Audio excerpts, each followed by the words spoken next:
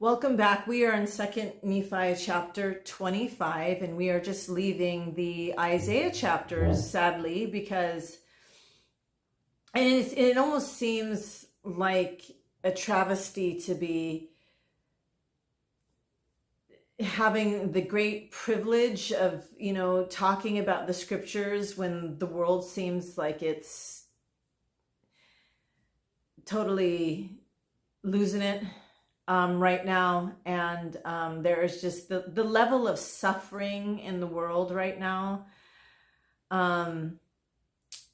with what's going in the Mideast and the boiling over of hatred that is suddenly scarily apparent. And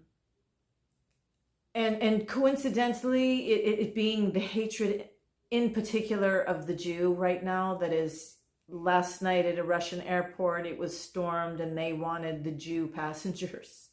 Give us the Jews. And people had to run for their lives and hide, and they went to a hotel where this one Jewish man was, and they're demanding the Jew. And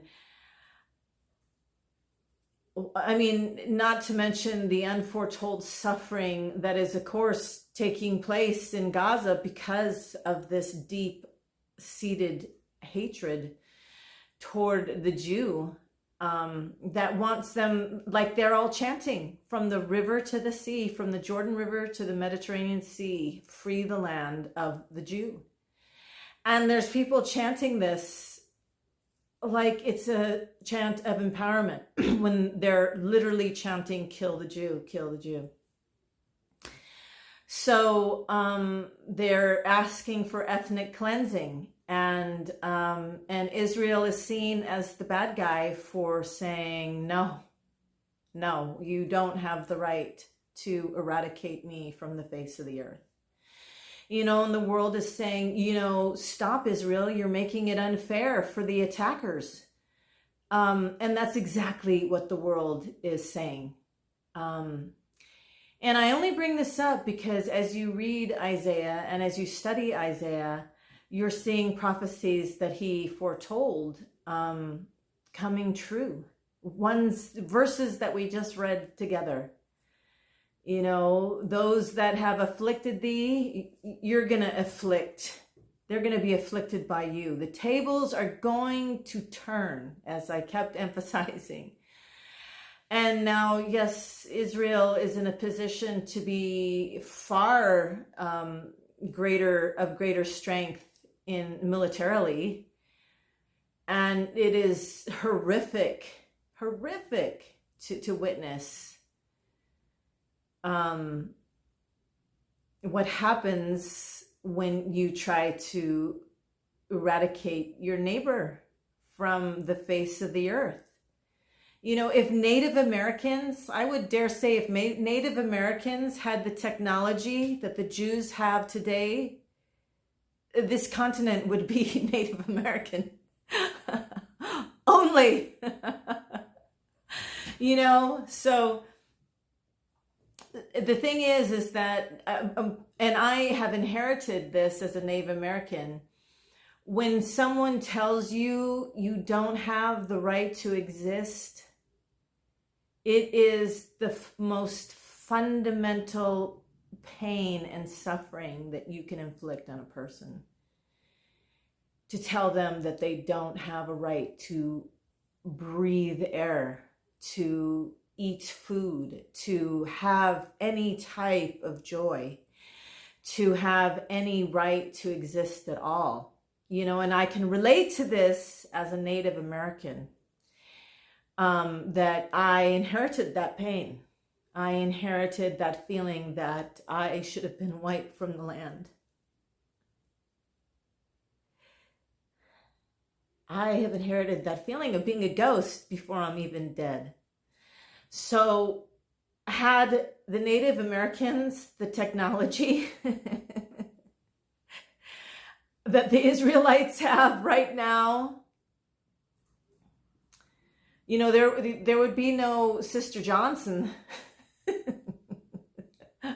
or Brother Edwards. It would be, they'd be gone.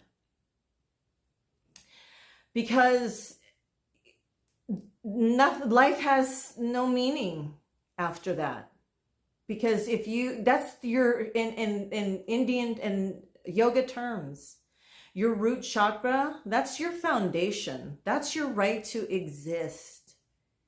And if from the get-go, if, out the gate of, mortality, out the gate of your consciousness development, you already feel like you don't have a right to be here on this earth and partake of life like everybody else, you don't go anywhere. There's no further development. There's no further, it is a total and complete block. You're stuck in survival mode, and survival mode means that you cannot spiritually progress. And so that's why this is why Satan is the king of war, and why he wants to wage it, because everything stops in war. Everything, that development, everything, it's like you're not even part of the test anymore. It's like at that point, you're not even fully there, because you're just in survival mode. So, a lot of people don't understand why a native of the land would want the land and to continue that connection. I mean, the Native Americans tradition was mostly just oral. So what do we have? We have such precious little history. But the Jews, if you're wondering about their connection to the land, there's a really good book I can recommend to you. It's called The Bible. Been around for thousands of years. #1 seller every year, So, it's something to study and read and know. And how, talk about foresight, the Jews wouldn't have a chance if they did not have that record. If they did not have that record that boldly testifies their right to the land and their home, what it is and where it is. And that book is old as dirt. It's old as dirt. So I get saying, you're not going to make me disappear.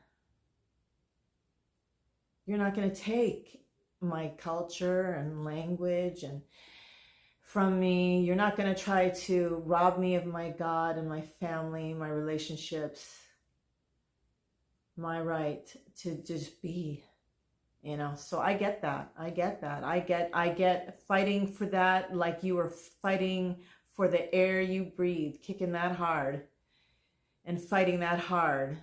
Because somebody's trying to strangle the very, very life out of you. So this is not the thing that people don't understand. Their hatred for the Jew. There are people in this world that have a hatred for the Jew. And it's not just for the Jew.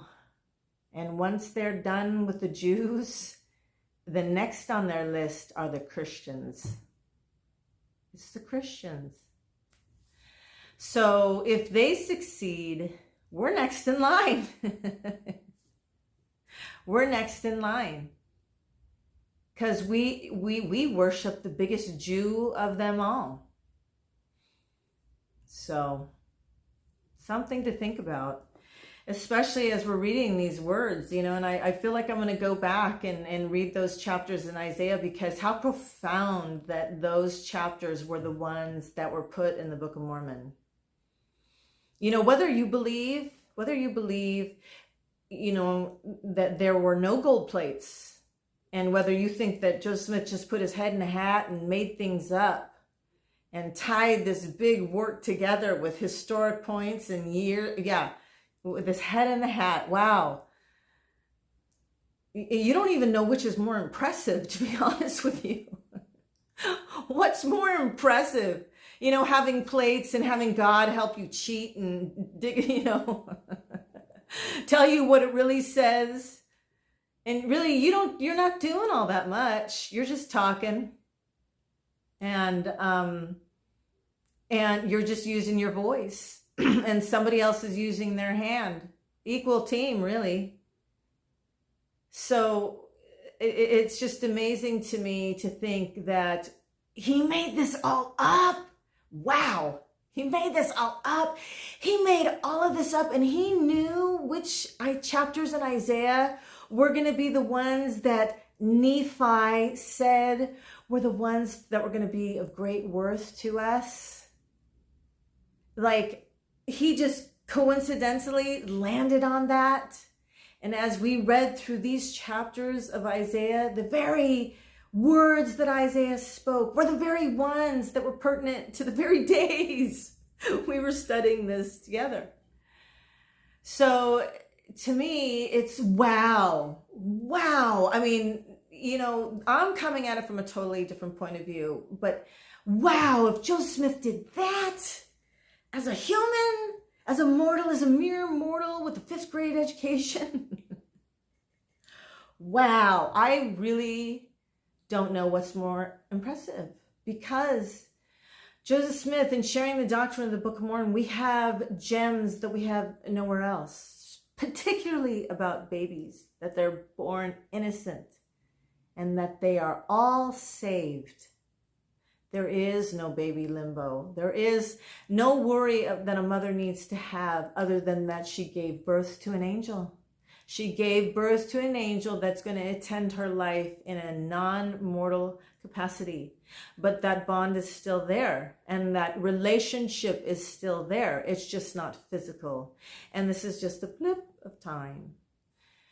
Now you're going to say, what verse is that?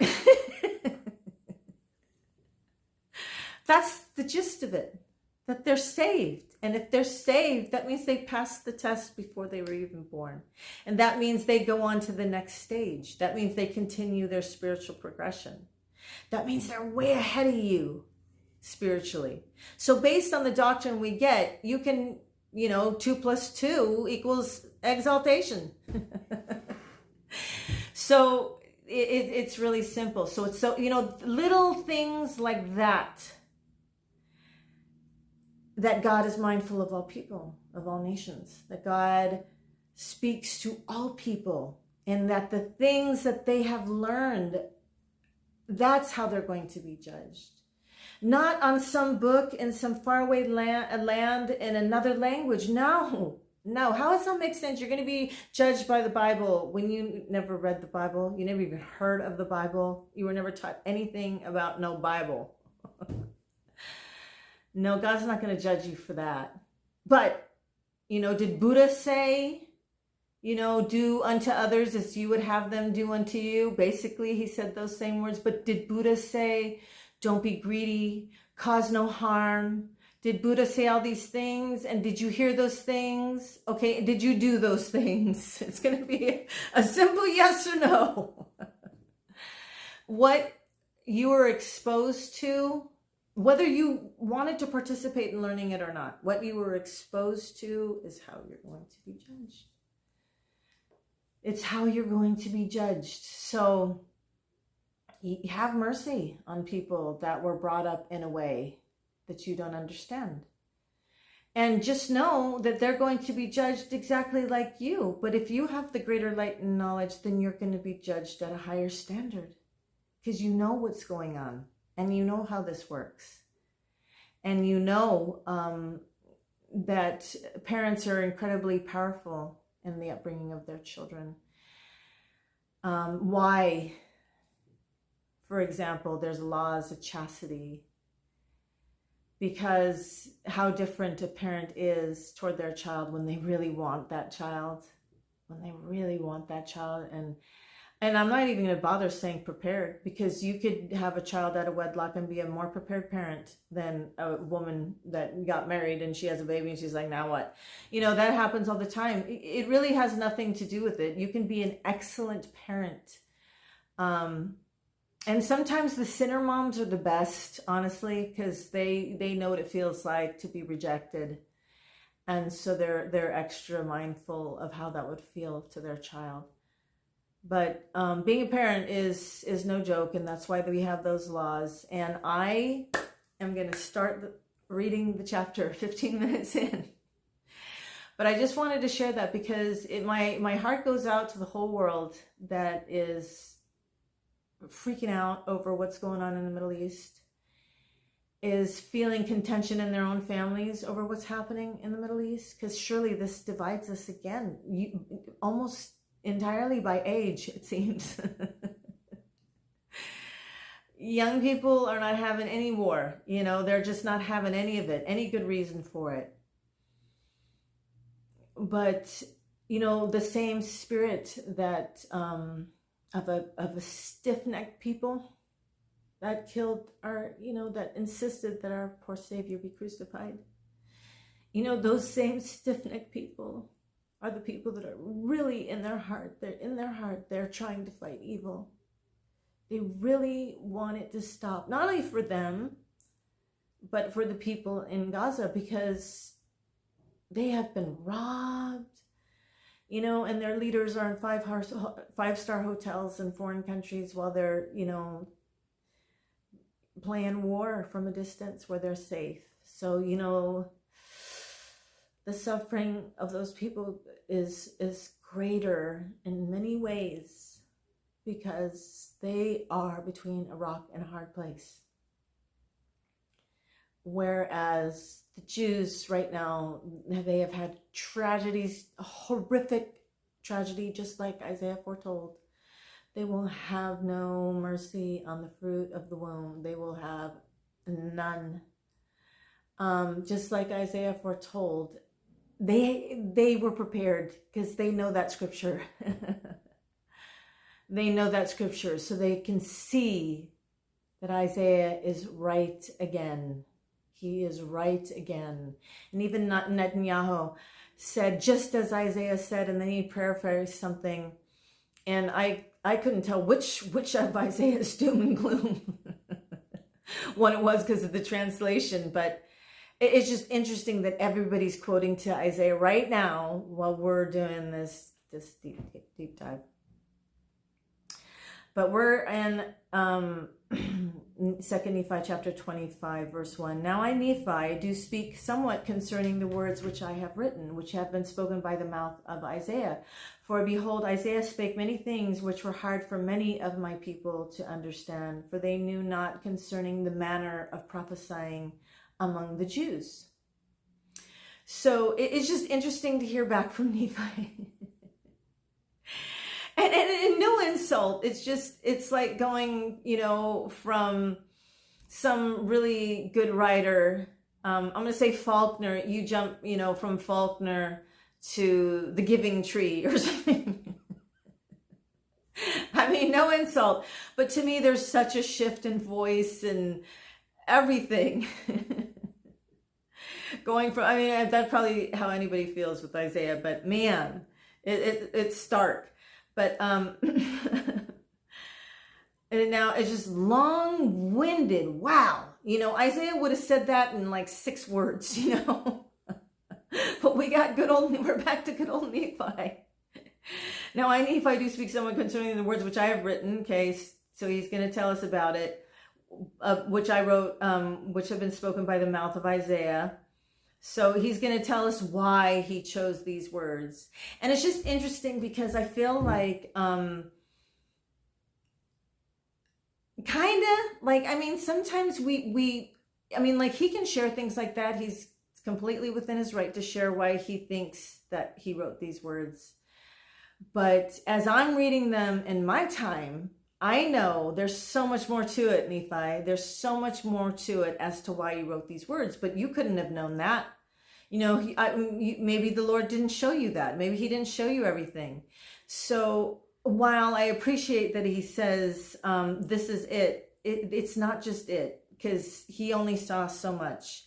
And that's what we have to remember with all prophets. They are only given so much. They're not always given everything.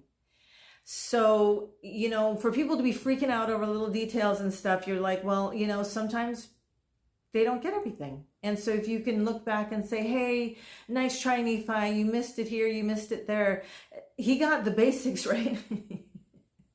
Who knows how comprehensive a vision he received, but he got the basics right. And many things he gets very right. And in fact, through this next part, after he has studied Isaiah, we do see a shift and we do see him mature in personality, which is so It's delightful because he starts saying, he starts dropping real truth bombs. So there's a change in him. So we'll pay attention for that. For behold, Isaiah spake many things which are hard for many of my people to understand, because his people didn't know the manner of prophesying. And I wonder how he would know, really, honestly, because he was not of the Levite. I mean, I don't know. It's not like he would be hanging around with prophets, I imagine. Unless he's just talking about the word that he was able to study. But then again, as they were reading through it, they were just astounded. They found their genealogy. Maybe the genealogy was a separate thing, but I just question how much, maybe because they were wealthy, they had the chance to study.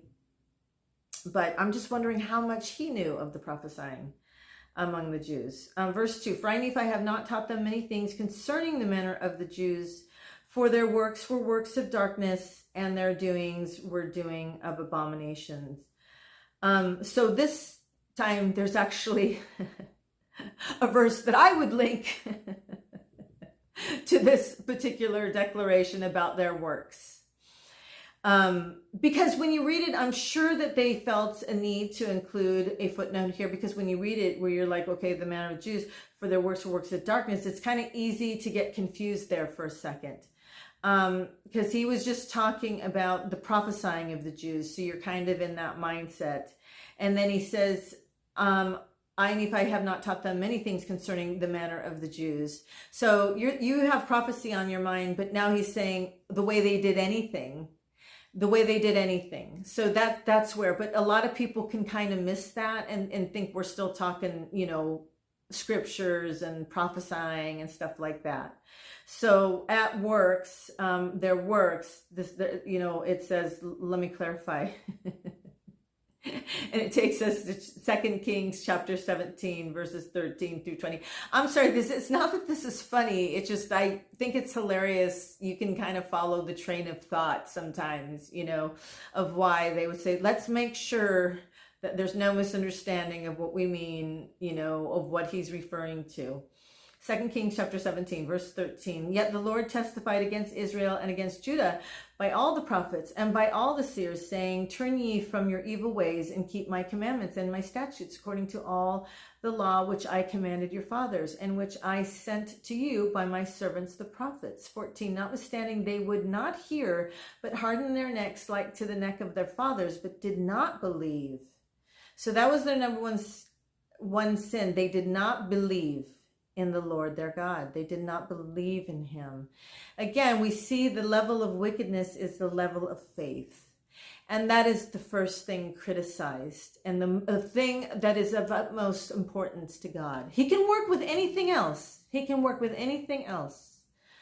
But he cannot work with unbelief. He can't do it. It takes two to tango,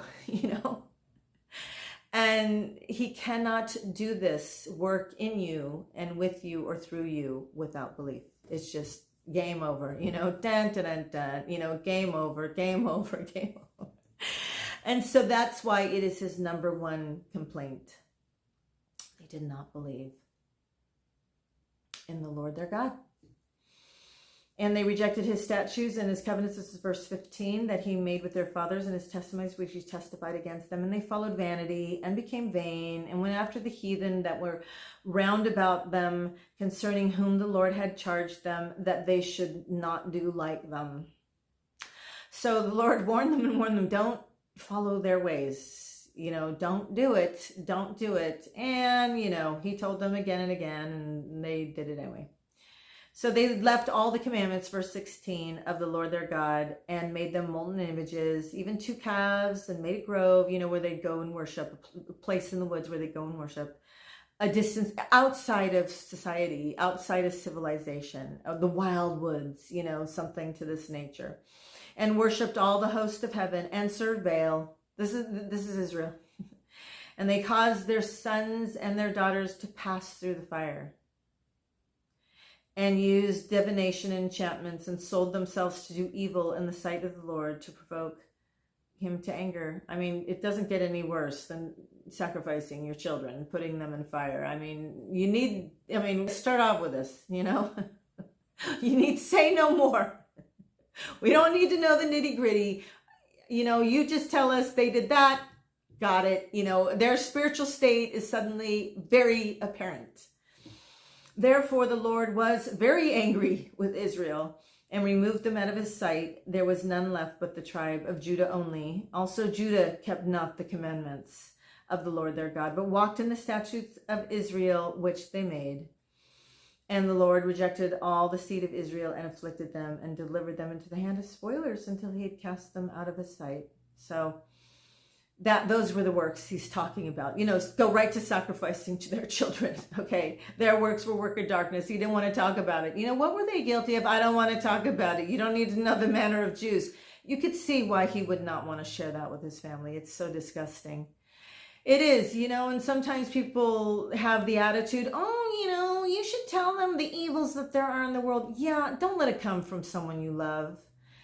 Honestly, someone that just wants to be your source of goodness and strength, because it is awful weakening to hear garbage like that, and it's depressing. It does affect you. Those who are sensitive, it does affect you to hear the really wicked, evil acts of other people, and hearing the news that has taken place in some of these villages to children. It is horrific. It's horrific. So yeah, I can understand why Nephi would say, can we not discuss it? Wherefore I write unto my people. And imagine, imagine we're getting the news of what would happen to children. That's by strangers, of course, and the enemy. But imagine hearing it, that it was the children's parents. How much more horrific is that?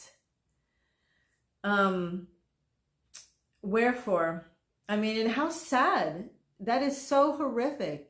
And as terrible as it is, what's happening now, the Jews were, guiltier of greater crimes at some point.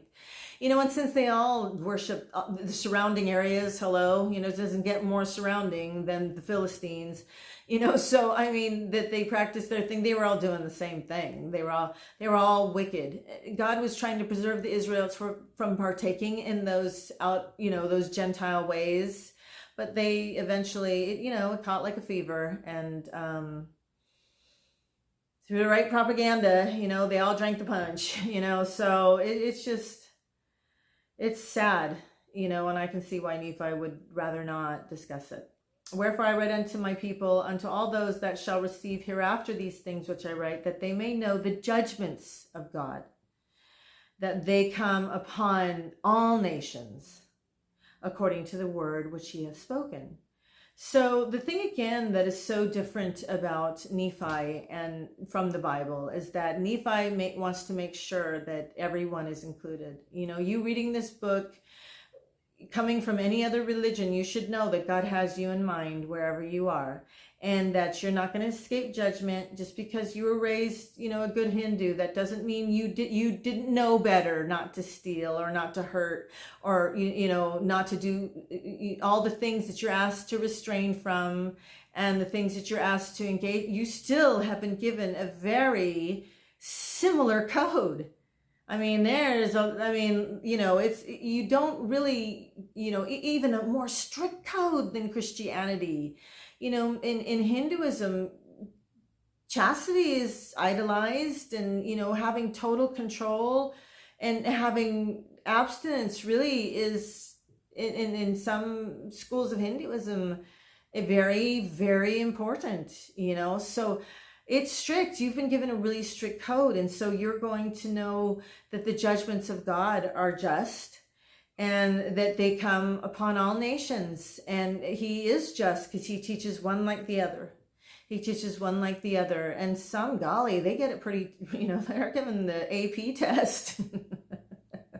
There's some, they're called Jains in India. They'll wear a mask so they can be sure not to accidentally kill a bug. They will not kill life. They will not take life. And, that's, I would be a nervous wreck, if I had to watch every step and be terrorized for every breath, but, some got it really got a code that is wow. Forget arguing with your brother or talking back to your mom. Forget all that. I mean, you have to be like really have it together. Wherefore, verse 4, hearken, O my people, which are of the house of Israel, and give ear unto my words. For because the words of Isaiah are not plain unto you, nevertheless they are plain unto all those that are filled with the spirit of prophecy. But I give unto you a prophecy according to the spirit which is in me. Wherefore I shall prophesy according to the plainness which hath been with me from the time that I came from Jerusalem with my father. From that time, I guess he wasn't so plain. Before then, for behold, my soul delighteth in plainness unto my people, that they may learn. So again, I think, so he gives another category of people that the words of Isaiah will be plain to. So this isn't just it where he says, those that are filled with the spirit of prophecy. I really believe that prior to today and prior to this world and prior to like going, hey, that's just like what Isaiah said. Hey, that's just like what Isaiah said. If we didn't live in that time, I think you did need the spirit of prophecy a lot. But now that we're here and things are kind of matching up, it's going to become more and more clear. So he's saying his prophecy, he's going to tell you like it is, because he really likes to tell you like it is. I mean, you just are just amazed how long the verses are the moment you go back to Nephi. Yea, and my soul delighteth in the words of Isaiah, for I came out from Jerusalem, and mine eyes hath beheld the things of the Jews, and I know that the Jews do understand the things of the prophets, and there is none other people that understand the things which are spoken unto the Jews like unto them, save it be that they are taught after the manner of the things of the Jews. And, I don't know. This is, to me, this is another testimony of the Book of Mormon, because the Jews didn't understand the prophecies of Isaiah. Had they understood the prophecies of Isaiah, they would have went, there he is, the Messiah. I think that they, maybe not. I don't know. But then there were scriptures subsequent, and there were a ton of prophecies, at least after, should have all been clear had they known Isaiah. There was that thing about the robe. There was a thing with him holding up. It pierced his son. Everything that Isaiah said. It should have been clear afterwards, at least, maybe not enough to avoid the crucifixion, but afterwards they should have known. But so no, I don't agree with Nephi here that they understood the prophecies of Isaiah. Not at all. And in fact, as we recall, in Luke 24:27. It says, and beginning at Moses and all the prophets, he expounded unto them in all the scriptures the things concerning himself. So he had to point out to them, this is where I'm talked about here. This is where I'm talked about here. This is where I'm talked about here. This means me. This indicates me. This is a foreshadowing of me. He had to go through and tell them all because they didn't know. It's not like we did a review of the scriptures they already knew. It wasn't that. He was teaching them. So I disagree with Nephi here. And I think that, this is of course 600 years, minus 50 or so that before Christ was born. So, I mean, that makes a good argument that Nephi wouldn't now.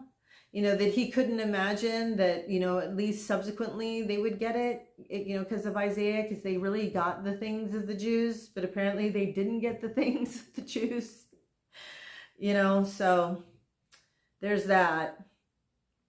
Verse 6, but behold, I, Nephi, have not taught my children after the manner of the Jews, but behold, I of myself have dwelt at Jerusalem, wherefore I know concerning the regions round about. And I have made mention unto my children concerning the judgments of God, which hath come to pass among the Jews, unto my children according to all that which Isaiah hath spoken, and I do not write them. Yeah, I mean, I guess he wouldn't have to if we just read them. But, or maybe all his insights. So again, he emphasized that he didn't raise them like they were raised in Jerusalem. But he specifies that he was at Jerusalem. Remember that that's the land of Judah, basically, because it was the place that was at Jerusalem, so it was what surrounded Jerusalem, what kind of surrounded the temple, and you were at Jerusalem. Wherefore I know concerning, and I have made and I just like how he says, I have made mention unto my children, like I threw in things here and there, I've mentioned it, from time to time. I didn't want to teach them and dwell on it. I just kind of like, hey, by the way, made mention unto my children concerning the judgments of God, which hath come to pass among the Jews unto my children, according to all that was Isaiah spoken. Okay. Verse 7, but behold, I proceed with mine own prophecy according to my plainness. I don't know. Here we go back to his way of saying things, which just irritates me. I don't know.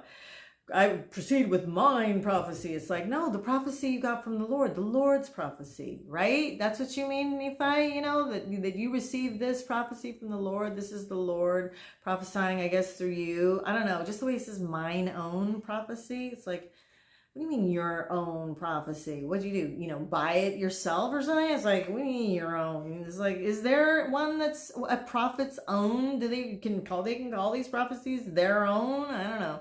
His language to me just is like, what? Anyway, mine own prophecy according to my plainness, in which I know that no man can err or err, depending on where you are. From, nevertheless, in the days that the prophecies of Isaiah shall be fulfilled, men shall know of a surety at the times when they shall come to pass. See, that's what I shared last time. This is Nephi saying, yeah, this is another way to understand Isaiah. Live through the times that he prophesied about. There's, that's an easy way to understand Isaiah. And golly, have I recognized a lot of what's happening. Just as he said, wherefore, verse 8, they are of worth unto the children of men, and he that supposes that they are not, unto them will I speak particularly, and confine the words unto mine own people, for I know that they shall be of great worth unto them in the last days, for in that day shall they understand them. Wherefore, for their good have I written them. See, again, there's that same thing, which is like, you get it, because that's when you're going to get it. Otherwise, before that, you're going to need the spirit of prophecy. But now that you're here, you don't need that spirit of prophecy anymore. You can just understand them. So many people just think, oh, you need a spirit of prophecy, just like, I'll just zone through this next chapters of Isaiah, because I know I don't have the spirit of prophecy. Do you have the spirit of prophecy? You have the spirit? So people are like thinking this excuses them from really taking a deep dive in Isaiah, which is a shame. That it is just a shame that they have that in their mind, that, that's even an issue. It isn't an issue. You live in the last days. You don't even have to be religious. If you were to study Isaiah, you could see, oh, hey, there are similarities here. So, you don't need to be religious. You don't need to be, I feel like anybody could take a look and see, do you see how this connects and how this kind of seems like the news today? You can do that with anybody, so this doesn't excuse anybody from making a deep dive in Isaiah. And unfortunately, I think we have to stop with that, only 8 verses in, sadly. But I'm going to squeeze one more verse in. And as one generation hath been destroyed, speaking of the Jews, among the Jews, because of iniquity, even so have they been destroyed from generation to generation according to their iniquities. And never hath any of them been destroyed, save it were foretold them by the prophets of the Lord. So you wonder who informed them before October 7th. Somebody told them something. They had to have known something. They had to have been given something. And for whatever reason, because it's hard to believe that this happened without them having a clue, something that huge, for them not to have gotten something that they just disregarded. Like, yeah, sure. Yeah, they're going to come paragliding in. Yeah, I heard that one. I'm sure they probably just were like, them, they got prideful. They just thought no one's going to touch us. And they had themselves a nice holiday that quickly turned into a nightmare. And it's so horrific to contemplate any of this. And, I'm really so grateful having done this because at this time, because it has helped me. Because you know what has helped me the most are the blessings that Isaiah tucks in all the time. He tucks in blessings that you'll always be in abundance if you're with the Lord.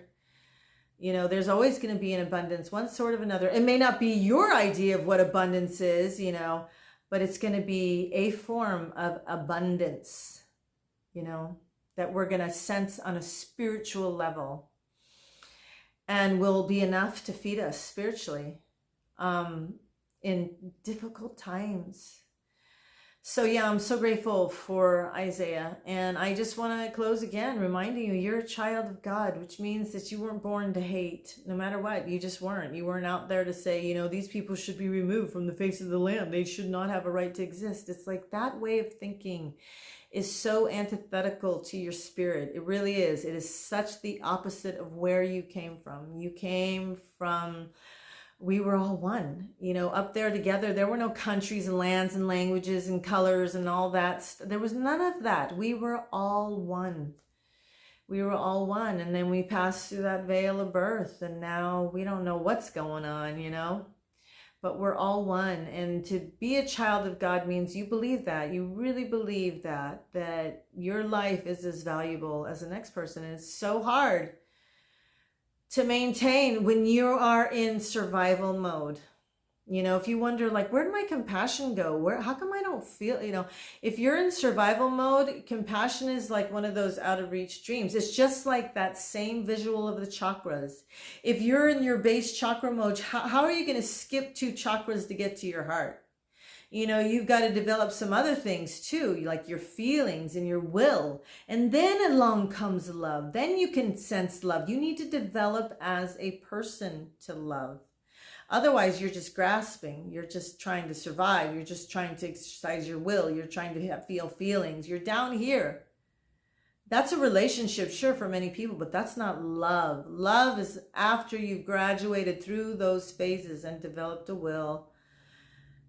You can experience love. And being a child of God means that you've worked on your person, you work to find out the things that bother you and why. And, you know, those triggers in life, that you face them down, you know, you face them down and have accepted the things that have happened in your life, for better or for worse, and chalk them up to experience, just like that beautiful metaphor of the theater screen. You know, no matter what movie you show on the theater screen, it starts white and it ends white, not as a race of color. It's like you have to like be afraid all the time. It's like white means, in this case, an unpainted canvas. It's an unpainted canvas. You are pure in spirit. You are pure in spirit, and so is everyone else, despite the movie that's showing on them now. And because we're all greater than those things that happen to us and that we have done ourselves. We're more than what we've done. That's what it means to know that you're a child of God, is to allow yourself to feel adored and to define yourself radically as one beloved by our Savior, Jesus Christ. Define yourself radically, just like Brennan Manning said, as one beloved by the Savior, Jesus Christ. That's defining yourself radically. Warts and all, the way you are and all. Everything. Define yourself radically as one beloved by our Savior, Jesus Christ.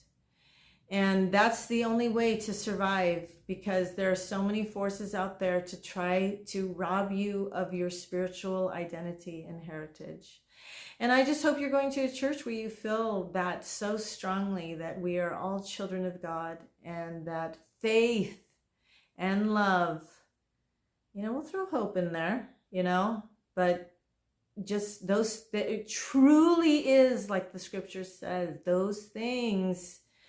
If you do not have those things, life is going to be torture. So I will talk to you again soon.